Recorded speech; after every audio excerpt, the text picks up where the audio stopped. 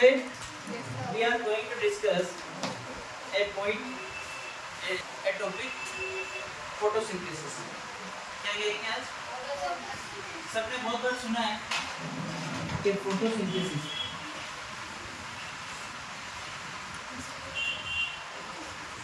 सबने कभी ना कभी तो सुना होगा इसको, है ना? आई थिंक ये चीज अपने 4th क्लास से स्टार्ट हो जाती है कि व्हाट इज फोटोसिंथेसिस, फोटोसिंथेसिस क्या है। ध्यान से सुनोगे तो ये टॉपिक मैं कह रहा हूँ अभी भी बहुत से नहीं क्लियर नहीं कर पाते हैं, भले आप 8वीं में आ चुके हो 9वीं में भी आ चुके हो तो भी आप फोटोसिंथेसिस को क्लियरली नहीं बता सकते, है ना? इसलिए ध्यान से सुनो आज की बात। आप कोई भी फोटोसिंथेसिस पूछेगा तो आप उसको बहुत अच्छा जवाब दे सकते हो, ठीक है? फोटोसिंथेसिस एक प्रोसेस है, मेनली किसका है? वो प्लांट्स का। किसका बेटा? प्लांट्स।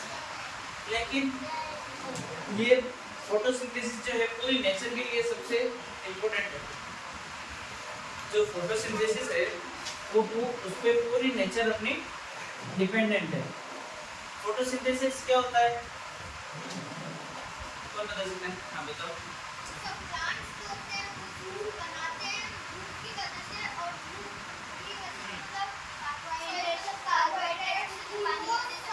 ओके, अभी जैसे मेरा एक स्टेटमेंट है कि फोटोसिंथेसिस पे पूरी दुनिया टिकी हुई है, तो ये सही है या गलत है?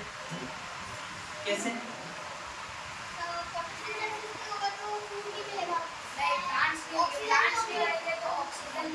ओके, हम बात करें फोटोसिंथेसिस एक प्रोसेस है जिसके अंदर प्लांट्स क्या करते हैं? प्लांट्स makes या plant makes their own food.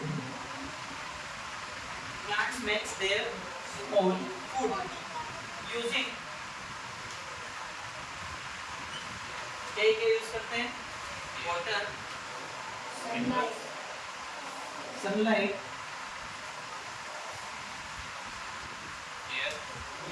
Air, soil का यूज नहीं करता है, वो यूज करता है मिनरल्स। क्या यूज करते हैं? Minerals, carbon dioxide. Okay, photosynthesis is the process in which plant makes their own food using water, air, sunlight and minerals. ठीक है, एक हम बात करें अभी समझाना है ना, जब बताऊंगा तो ठीक है।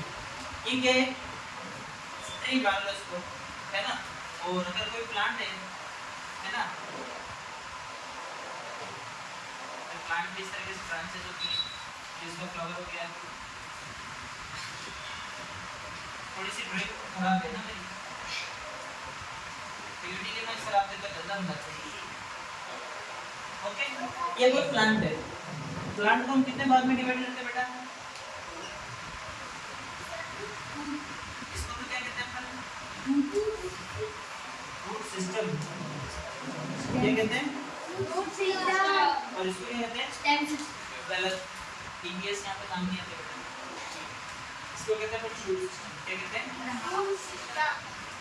रूट सिस्टम और शूट सिस्टम। रूट सिस्टम वो होता है जो आपको दिखाई नहीं देता है। आपको रूट्स दिखती है क्या? जब कोई पेड़ खड़ा है, कोई पौधा खड़ा है, तो उसके रूट्स दिखती है क्या? नहीं दिखती है। लेकिन जो शूट सिस्टम होता है वो आपको विजिबल होता है। इसके अंदर हमारे दोनों कंपोनेंट्स काम करते हैं। फोटोसिंथेसिस के अंदर जो आपका शूट सिस्टम है वो पौधा वो आपको क्या करता है? फूड बना के देता है। क्या करता है? इसको 30 स्पेलिंग मतलब तो आगे ये लिखेगा। इसमें सबसे बड़ा रोल किसका होता है बेटा? शूट सिस्टम का। किसका होता है? Shoot system. किसका होता है? शूट सिस्टम का। सबसे बड़ा रोल किसका होता है बेटा? Shoot system. शूट सिस्टम में क्या होता है? देखो, फोटोसिंथेसिस में जब अपन कहते हैं ना वाटर यूज करते हैं, तो वाटर वो कहाँ का यूज करेगा? बारिश का पानी तो नहीं, कहाँ मिलेगा? बारिश का पानी कहाँ मिलेगा? क्या नहीं ना? तो वो क्या करेगा? धरती से, कहाँ से? धरती से जो आपकी रूट है वो पानी को अपवर्ड पुश करेगी। क्या करेगी? अपवर्ड पुश करेगी, यानी जो जड़ें होगी वो पानी को ऊपर धक्का देगी। फिर जो स्टेम होगा, क्या होगा? क्या होगा बेटा? स्टेम इसको और ऊपर धक्का देगा। कहाँ तक देगा? लीव्स कहाँ तक देगा? कहाँ तक देगा? अब लीव की बात करें तो लीव्स हमने देखी है कौन से कलर की होती है? मेरे घर में ब्राउन कलर की लीव है। ठीक है, डार्क ग्रीन कौन बोला? वेरी गुड, सही है। कौन से कलर की होती है?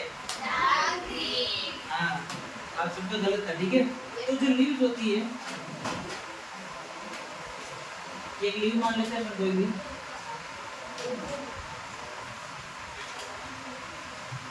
ठीक है, ये क्या है? लीफ है। क्या है बेटा? अब लीफ की क्या प्रोसेस होती है? लीफ के अंदर प्रेजेंट होता है क्लोरोफिल। क्या प्रेजेंट होता है बेटा? क्या प्रेजेंट होता है? क्लोरोफिल। क्लोरोफिल इसकी रिएक्शन होती है, इसमें क्या यूज करती है? Chlorophyll plus water plus sunlight use करते हैं। आउटर रिएक्शन क्या बनता है इसके अंदर? फूड, जो कि ग्लूकोज के रूप में होता है। किसके रूप में होता है? ग्लूकोज के रूप में होगा। सही है sir. Carbon dioxide plus oxygen, the presence of sunlight and chlorophyll plus यहाँ पे 11 नहीं ऑक्सीजन ये थोड़ा गलत है, इसको सही करना पेन। ओके, अब हम बात करें फोटोसिंथेसिस की। तो फोटोसिंथेसिस के अंदर क्या यूज किया? सबसे पहले तो हमने वाटर प्लस मिनरल,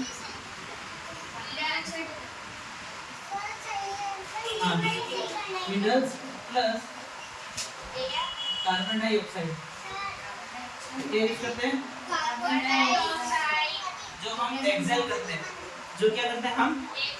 एक्सेल का मतलब समझते हैं? बाहर छोड़ना, सांस लेना अंदर, हवा को अंदर लेना क्या कहलाता है? इनहेल। क्या कहलाता है? क्या कहलाता है? और बाहर छोड़ना एक्सेल। क्या कहलाता है? तो कार्बन डाइऑक्साइड इसकी रिएक्शन होगी, मेरे पास इन तीनों की रिएक्शन होगी किसी प्रेजेंस में? Sunlight and chlorophyll. Sunlight, chlorophyll, ठीक है। इसके क्या बनेगा रिजल्ट में? ग्लूकोज। ग्लूकोज बनेगा प्लस ऑक्सीजन गैस यानी O2। क्या? O2 जो होगा वो रिलीज हो जाएगा। क्या होगा? अब देखो फोटोसिंथेसिस के क्या फायदे हैं? Benefits of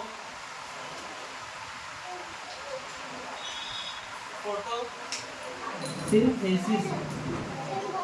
benefits of photosynthesis: production of O2। O2 का प्रोडक्शन यानी ऑक्सीजन गैस जो है वो इसमें बनती है। हमारा चाहत है consumption of CO2, consumption of CO2 यानी CO2 की खपत होती है, CO2 का यूज होता है और इस प्रोसेस के दौरान जो CO2 है वो काम में आती है। अगर प्लांट्स नहीं होंगे या फोटोसिंथेसिस प्रोसेस नहीं होगी तो जो आपका CO2 है वो आपके एटमॉस्फेयर में फैलेगा। आपका CO2 एटमॉस्फेयर में फैलेगा तो उससे क्या होता है? एक बहुत बड़ी प्रॉब्लम होती है जो आपको हर क्लास में पढ़ाते हैं। जो लेयर है वो उसको डैमेज करेगा। मोटोस्फीयर नहीं, एटमॉस्फेयर कहते हैं उसको। क्या कहते हैं? नहीं सर, एटमॉस्फेयर के अंदर बहुत सारे लेयर्स होते हैं ना। हाँ, तो उसमें मोटोस्फीयर नहीं होता है। आप पढ़ के आना, आप पढ़ के आना उसको। जो अपना एटमॉस्फेयर होता है, ये एटमॉस्फेयर की लहरों को क्या करती है? डैमेज करती है। क्या करती है? डैमेज करती है। और जो भी आपका ग्लोबल वार्मिंग की पोल्यूशन, ग्लोबल वार्मिंग की जो समस्या है, सबने सुनी global warming? Hindi global warming क्या होता है? अब मैं जो बता रहा हूँ आप ध्यान से सुनना। आप जो रेफ्रिजरेटर का यूज करते हैं, रेफ्रिजरेटर क्या होता है? Fridge. Air conditioner, air conditioner क्या होता है? एसी। क्या होता है? एसी। प्लस आप कुछ भी चीज चलाते हो या आप गाड़ी चला रहे हो तो उससे क्या हो रहा है कि जो एसी रेफ्रिजरेटर से तो जो है, और प्लस ग्रीन हाउस होता है, पॉली हाउस देखे होंगे सब्जियां उगाने के लिए, पॉली हाउस बनाते हैं जिससे मान लो पूरे साल आम उगाते हैं, पूरे साल अंगूर उगाते हैं, या ऐसी सब्जी जो जैसे मान लो अभी बारिश के दिनों में भिंडी आती है, नेचुरली तरीके से उगाई हुई भिंडी आती है, लेकिन अपन देखते हैं मार्केट में तो 12 महीने भिंडी मिलती है, पूरे साल आपको भिंडी देखने को मिल जाएगी। वो क्यों मिलती है? क्योंकि उसको ग्रीन हाउस में बड़ा किया जाता है। किसमें बड़ा किया जाता है? Green house. अब ग्रीन हाउस में किसी भी क्रॉप को बड़ा होने के लिए एक तो फिक्स टेम्परेचर की जरूरत होती है जो कि उसके अंदर फिक्स कर दिया जाता है, और उसमें कुछ गैसेस यूज होती है जिसको हम क्या कहते हैं? Green house gases. क्या कहते हैं? Green house gases. प्लस जो आपका कार्बन डाइऑक्साइड जो है वो अपने एटमॉस्फेयर में उसका लेवल बढ़ता जा रहा है, उसकी क्वांटिटी बढ़ती जा रही है। तो ये सब क्या किस चीज को लीड करते हैं? अपने ग्लोबल वार्मिंग को। किसको लीड करते हैं? ग्लोबल वार्मिंग, जो कि आपके हर साल टेम्परेचर में इंक्रीमेंट लाती है। आप देखते हैं हर साल आपकी गर्मी बढ़ती जा रही है, हर साल बढ़ रही है। लास्ट ईयर जो अपनी गर्मी थी वो थोड़ी कम थी, इस साल आपकी गर्मी है वो थोड़ी ज़्यादा अपने को महसूस इसलिए नहीं हुई क्योंकि इस बार बारिश हो गई है ना। अगर बारिश नहीं होती तो ये गर्मी हम सहन नहीं कर पाते। नहीं, अभी आज अपन पढ़ेंगे रेस्पिरेटरी सिस्टम। क्या पढ़ेंगे?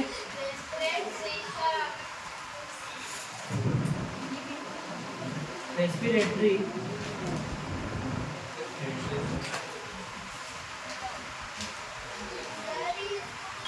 ओके।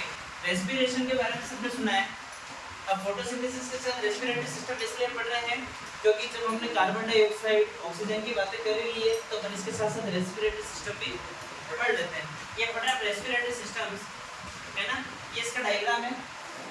रेस्पिरेशन सिस्टम जो है उसकी शुरुआत कहाँ से होती है? नेजल कैविटी से। कहाँ से शुरू होती है?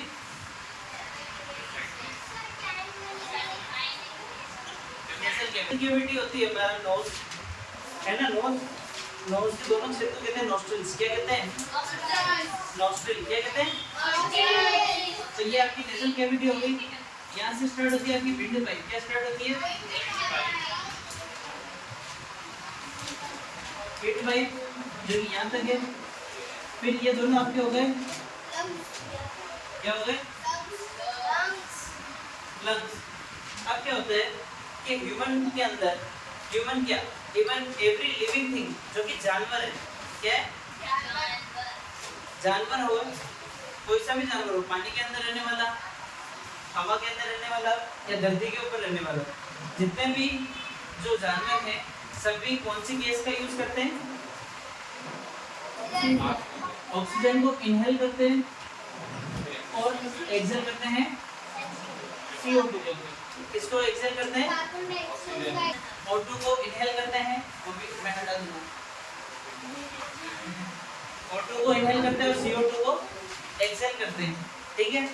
जब आप नेजल कैविटी के अंदर यानी नोज से जब भी आप हवा लेते हो तो हवा जो क्या होती है आपकी एक कंपाउंड गैस।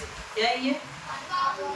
अभी जो हेयर है ना, आप जो नाक से हवा ले रहे हो तो उसके अंदर नाइट्रोजन भी जाती होगी, कार्बन डाइऑक्साइड भी जाती होगी, कार्बन मोनोऑक्साइड, सल्फर डाइऑक्साइड, बहुत सारी गैसें हैं एटमॉस्फेयर के अंदर। कितनी गैसें हैं आपने नहीं पता, ठीक है। तो सभी गैसें हमारे नाक के अंदर जाएगी, ठीक है।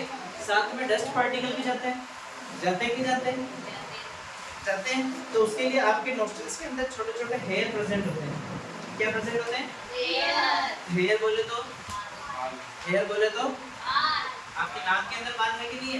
के अंदर बाल होते हैं, नाक के अंदर बाल होते हैं। तो नोस्ट्रिल्स के अंदर हेयर प्रेजेंट होने का सबसे बड़ा कारण यही है कि आप जो एयर को इनहेल करते हैं तो उसके साथ आपके कुछ डस्ट पार्टिकल्स हवा के साथ नाक में जाते हैं, या कुछ माइक्रो बैक्टीरिया जो भी है वो हवा के साथ नाक में जाते हैं। तो वो क्या करता है, डस्ट को और माइक्रोब को यहीं पे रोक देता है ताकि वो आपके लंग्स में जाके जमा ना हो, ताकि वो आपके लंग्स में जाके जमा ना हो। आया समझ में? नोस्ट्रिल्स क्यों काम आते हैं? फिर आती है आपकी विंड पाइप। यहाँ पे आपकी विंड पाइप और फूड पाइप दोनों एक ही जगह से स्टार्ट होगी। आपकी विंड पाइप और फूड पाइप दोनों एक ही जगह से स्टार्ट है, बस यहाँ पे एक होल का फर्क है। किसका फर्क है? एक होल लगा होता है, तो जब आप बोलते हो तब फीड पाइप स्टार्ट हो जाती है, खुल जाती है, और जब आप बंद कर देते हो या बोलते नहीं होते बोल होती है, आपकी फूड पाइप ओपन रहती है। इसीलिए तो कहते हैं खाना खाते समय ज़्यादा बातें नहीं करनी चाहिए, क्योंकि अगर अपन बात करें और खाना भी खा रहे हो तो हो सकता है आपका फूड पार्टिकल आपके लंग्स में चला जाए, जिसकी वजह से आपकी डेथ भी हो सकती है। वो आपकी एयर को फिल्टर करती है, जो एयर आपने अंदर ली उसमें से सिर्फ आपकी ऑक्सीजन का यूज होगा। किसका यूज होगा? ऑक्सीजन। ऑक्सीजन का यूज करेंगे, और उस ऑक्सीजन को आपके ब्लड के साथ डाइल्यूट करेंगे। आपके ब्लड के साथ, यानी ऑक्सीजन प्लस ब्लड, यहाँ से क्या होगा? यहाँ पे आपका ब्लड भी आता है ना? पूरी बॉडी से ब्लड घूम के लंग्स में आता है, और लंग्स से ऑक्सीजन लेके वापस पूरी बॉडी में जाता है। इसको हम ऑक्सीजनेटेड ब्लड कहते हैं। क्या कहते हैं? Oxygenated blood. जैसे ये मेरा हाथ है, इसको मैंने काम में लिया, तो उसके लिए मुझे ऑक्सीजन चाहिए। क्या चाहिए? ऑक्सीजन। क्या चाहिए? ऑक्सीजन। अब जैसे ये काम में लिया, यहाँ पे जो ब्लड था, अब उसकी ऑक्सीजन खत्म हो गई, और वो वापस ब्लड कहाँ गया मेरा? लंग्स में। कहाँ गया? ये प्रोसेस इतनी फास्ट होती है, इसके आपको पता ही नहीं है। ठीक है, तो कुछ भी काम कर रहे हो आप, कुछ भी, आपका दिमाग सोच रहा है तो भी दिमाग को भी ऑक्सीजन चाहिए, और वो ऑक्सीजन कहाँ पहुंचेगी? अब हर जगह तो आपके पाइप लगा हुआ नहीं है, हर ऑर्गन में। हाथ में पाइप लग रहा है, जहाँ से हाथ को ऑक्सीजन मिल गई, दिमाग में पाइप लग रहा है, दिमाग से ऑक्सीजन मिल गई, नहीं।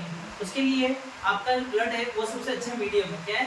मीडियम। वो पूरी बॉडी के अंदर आपके ब्लड को पहुंचाता है ना? आप कोई कुछ भी काम करते हो तो उस बॉडी पार्ट का जो ब्लड होता है वो कार्बन डाइऑक्सीनेटेड होता है ना? कार्बन डाइऑक्साइड मिल जाती है उसके अंदर, फिर वो वापस अपने फेफड़ों में लाता है उस ब्लड को, उसमें से कार्बन डाइऑक्साइड फिल्टर होके और हम हवा के थ्रू बाहर निकाल देते हैं।